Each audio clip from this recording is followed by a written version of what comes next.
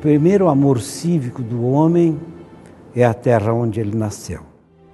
As pessoas todas moram nos municípios, nas cidades. As pessoas não moram no estado como ente. O município tem que ser valorizado como instância da federação. E isso um dia vai acontecer. Esse é o meu sonho. Esse é o meu objetivo. É o município ser valorizado, o cidadão. E a confederação é a entidade que está aí para fazer esse contraponto. Pelo menos enquanto eu estiver na direção, nós vamos nesta linha. O futuro vai dizer, só que isso é um fato que não é meu. Isso é um fato do cidadão brasileiro, que precisa melhorar as condições de vida.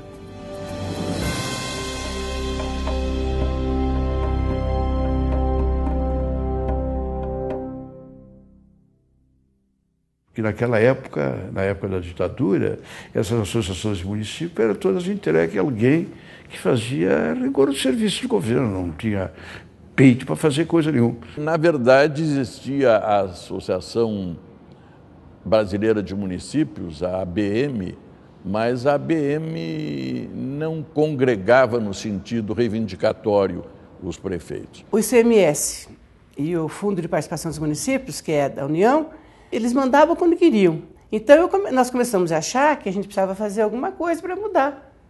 Daí nós começamos a nos reunir em várias cidades. Você pode imaginar, naquela década de 70, você fazia a reunião de prefeitos, né? Eu participei de uma reunião em Praia Grande, São Paulo, e brotou dali a ideia de cobrar uma independência maior em relação ao governo federal. Não é o espírito municipalista.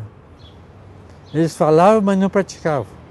Aí, em Curitiba, eu lancei a ideia. Nós temos que criar a Confederação Nacional de Municípios. O princípio federativo estabelecido como organograma para o nosso caso seria resumido aqui dessa forma aqui.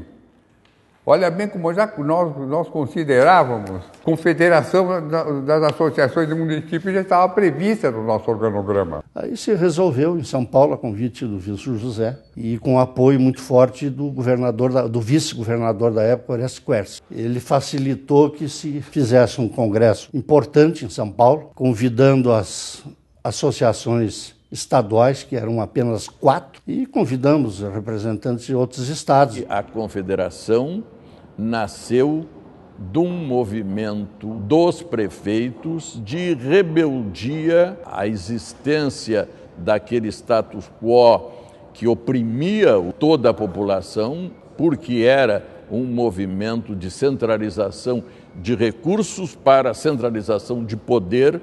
Eu diria que foram os prefeitos que, na verdade, sacudiram a estrutura político-militar da época para depois desembocar na redemocratização do Brasil. Decidida a criação da CNM, feitos os estatutos, marcada uma outra assembleia e eleição da primeira diretoria. O primeiro presidente da Confederação foi o Wilson José de São Paulo. Embora nunca tinha sido prefeito, mas foi vereador e era municipalista, convicto das ideias, né, da descentralização. Em 1982, em Salvador, foi eleito o segundo presidente da Confederação, o Dr. Milton Sander, que à época era presidente da FECAM. O nosso trabalho, primeiro, fortalecer o municipalismo nacional. Nós começamos, como disse, com 4 entidades, terminamos com 16 federações estaduais de municípios formadas, eleitas.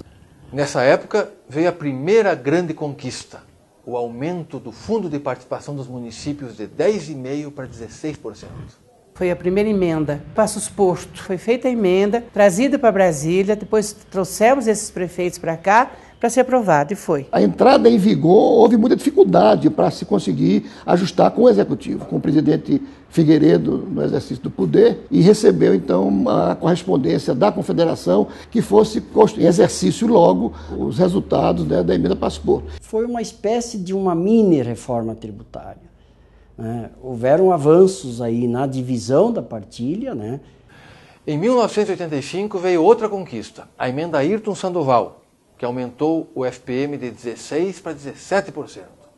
E depois, já com Jorge Cury à frente da CNM, a entidade, os municipalistas se preparavam para o período da Constituinte de 87. Fizemos talvez o maior congresso da CNM, que foi lá no Rio Centro, levou para lá praticamente todos os parlamentares que ocupavam posições de destaque nas comissões da Constituinte. E daí então saiu a carta do Rio de Janeiro. A CNM, desde 80, lutava por impor as ideias e os anseios do municipalismo na República, né?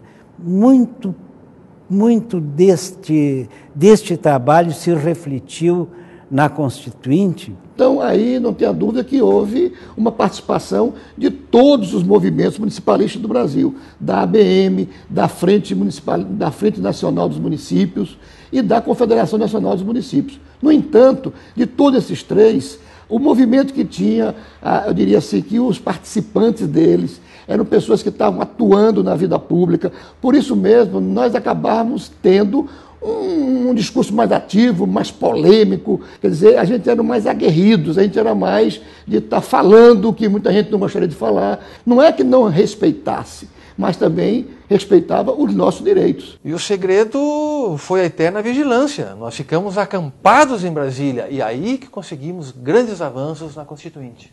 Destacar 2 pontos que eu acho que foram fundamentais. O primeiro deles é a questão do município ser considerado um ente federado. Uma outra grande conquista foi a questão da partilha dos tributos.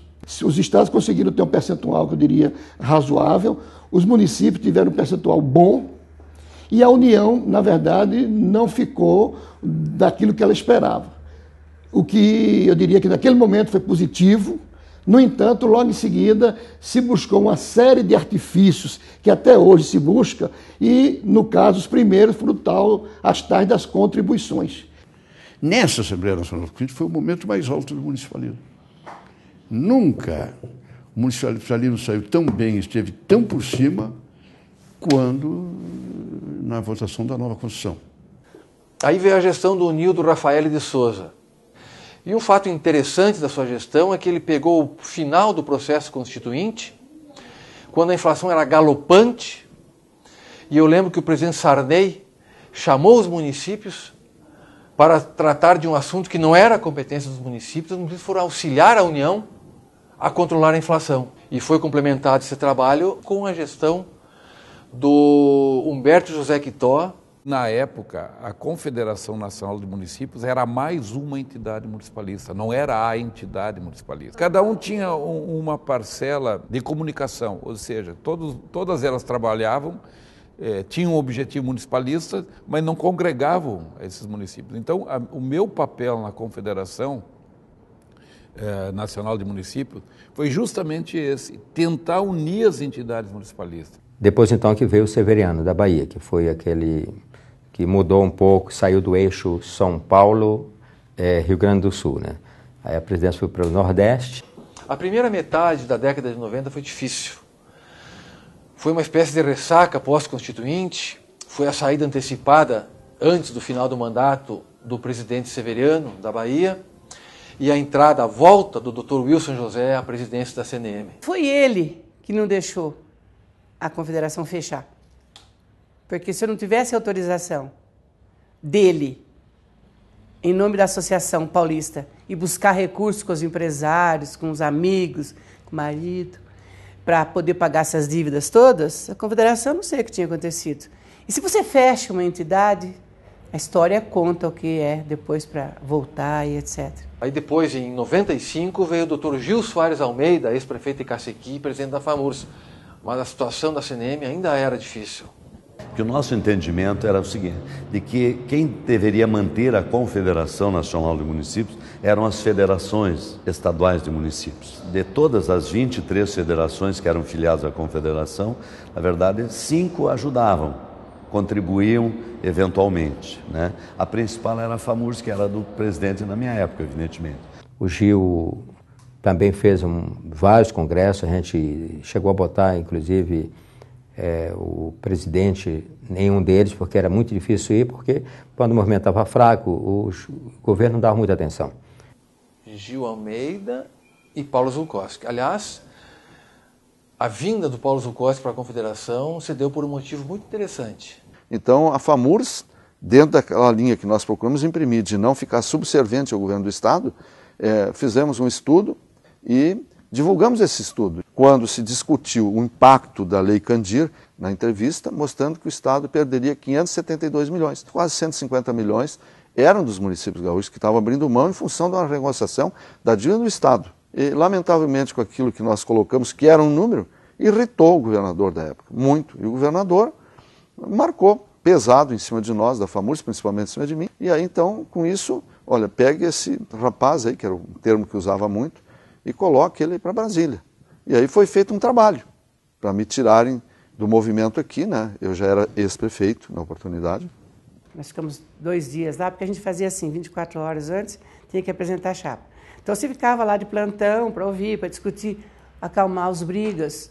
Falei, Celso, para dirigir uma entidade como a Confederação, que precisa inovar, renovar, ter sede, ter credibilidade, porque era um tal de tem uma hora, não tem outra, né?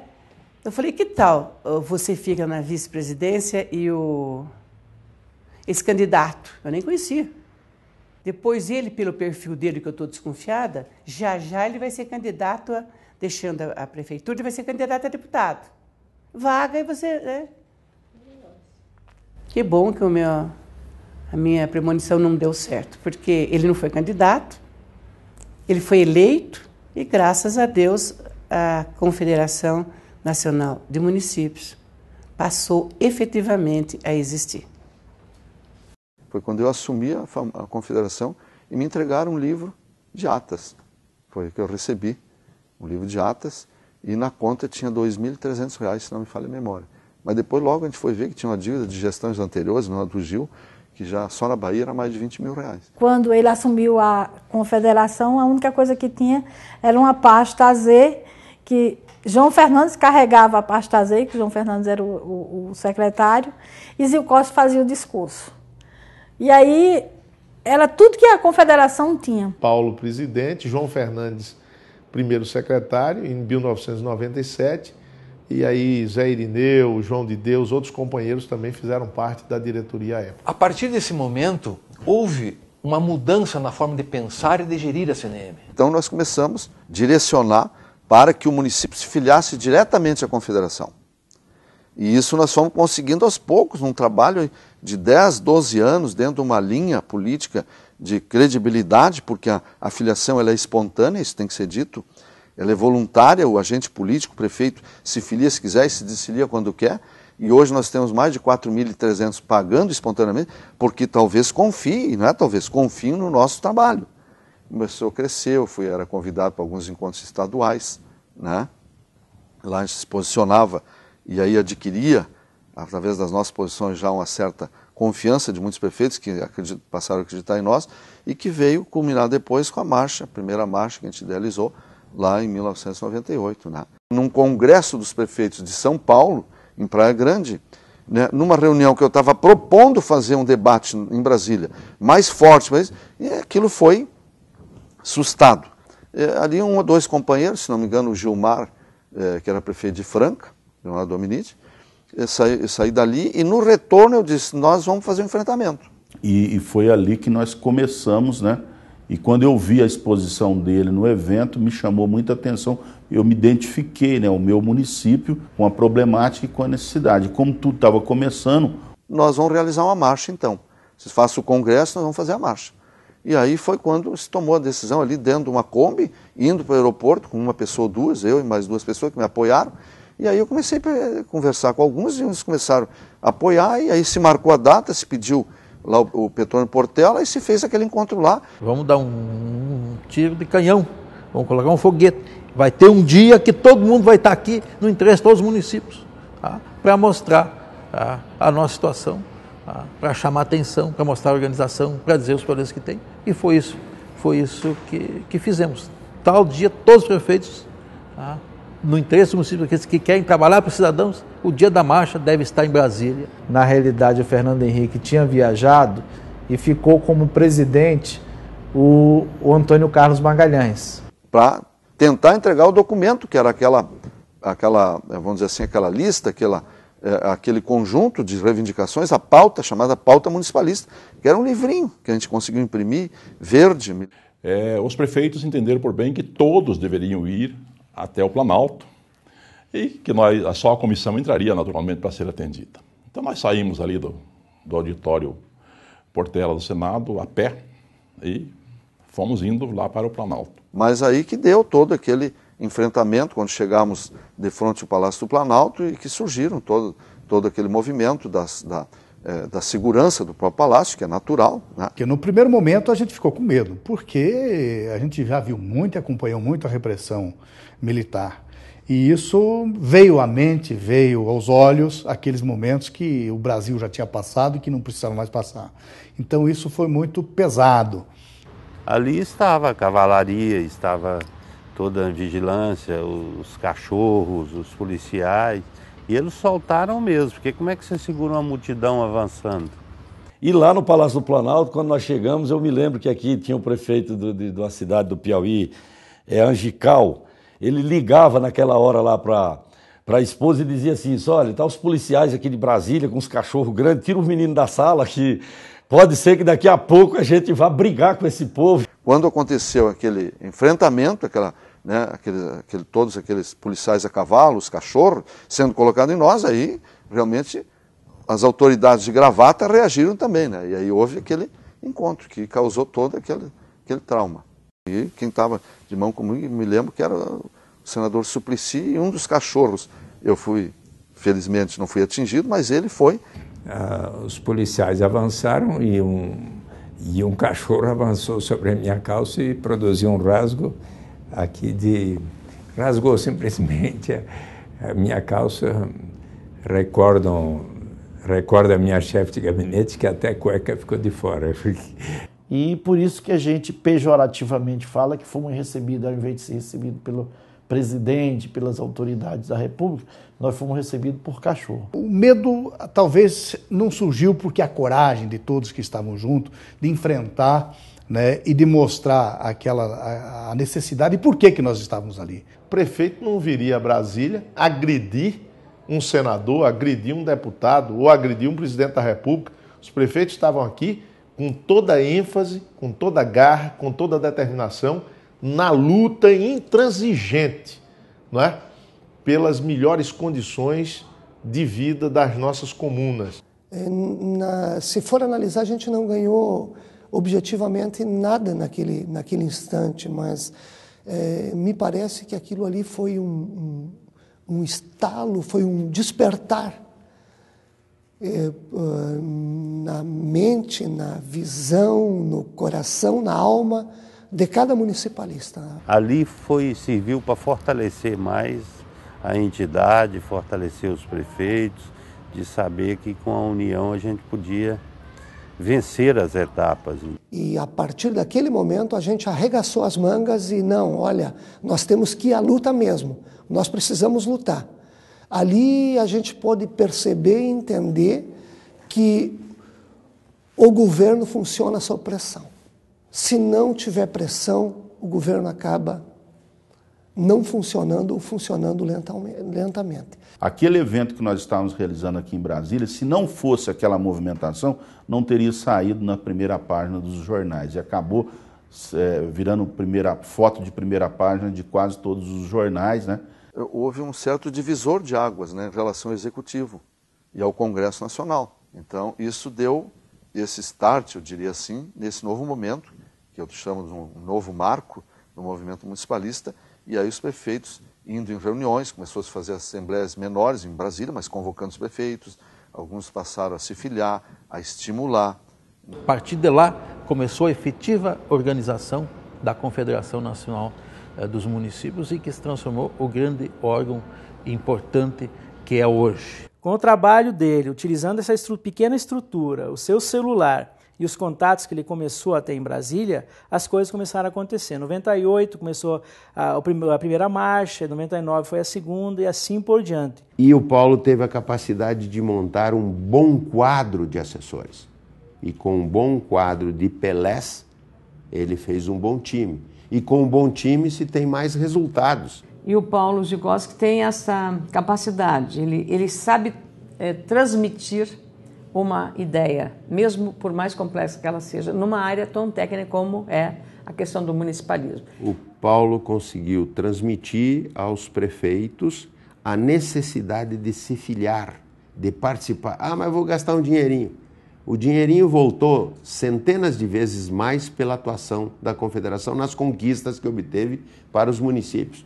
É uma gama muito grande de conquistas que se teve e que eu acredito que deva ultrapassar longe os 100 bilhões de reais. Imposto sobre serviço de qualquer natureza que houve ampliação do quadro. A questão da Previdência, a maioria dos municípios tem um sistema próprio, estão fazendo uma economia brutal e foi na marcha de 99 que nós mudamos a lei. No Fundeb foi incluído a educação infantil, que é o calo das prefeituras. Na Lei Candir, a prorrogação que houve das compensações. A emenda 29 era uma das batalhas já da época do Paulo para cá. O ITR foi municipalizado, o presidente Lula sancionou. Em 99, se não me engano, construímos a lei que permite que o município possa explorar minério. A CID também foi um grande diferencial. O salário e educação, trabalhamos e hoje, desde aquele ano, esses bilhões entram direto de Brasília na conta da prefeitura. A marcha foi indispensável, foi fundamental para que os municípios tivessem um acréscimo de 1% no fundo de participação. E quando se consegue uma conquista, não é para um município, é só para o filiado, é para todos. Zielkowski continua a dizer que enquanto os municípios estiverem nessa situação, a luta vai continuar. O meu sonho, se eu pudesse aqui sintetizar, eu diria, do movimento municipalista seria esse. Que o movimento continuasse tendo sempre uma direção e os prefeitos essa consciência de que o município faz parte da federação e que ele tem que se impor como ente da federação, e para se impor como ente da federação não pode continuar esse sistema velho, né, de arrecadar tudo no município para Brasília e depois vir a conta-gota na forma como querem e como bem entendem os governantes do dia. E para que isto ocorra, ela tem que primar pela sua independência financeira. E para ter essa independência tem que ter credibilidade junto a quem que vai produzir essa independência. Em segundo lugar, ter estrutura técnica. Depois você tem que ter essa isenção partidária. E principalmente independência em relação ao governo que está no dia lá em Brasília comandando. Porque no momento em que a direção da entidade for de um partido, exclui todos os demais, perde credibilidade e passa a ser um coadjuvante, um subalterno do governo federal. Nós temos que ser parceiro do governo federal, mas não se submetendo, não sendo submisso. Um dia nós vamos mudar esse país. Essa sexta potência de hoje, né, esse ufanismo de hoje, vai ter que se traduzir também em ufanismo, em sexta potência na educação, e não a 89ª que é hoje. Né? E não a saúde que nós temos hoje. Esse é o meu objetivo, é o município ser valorizado, o cidadão, aquele que paga os impostos, que vive no cidadão, que nasce no município, vive no município, morre no município, produz o PIB, Produto Interno Bruto brasileiro, é nos municípios que é produzido, não é na União nem no Estado, são entes fictícios. Né? É lá que o cidadão produtor, que produz o PIB brasileiro, faz a guia do seu imposto, vai no banco, é lá que ele paga, é lá que ele vive, é lá que ele precisa de educação, saneamento, segurança, questão ambiental, sustentabilidade, assistência social, lá é que ele vive. E ele precisa disso.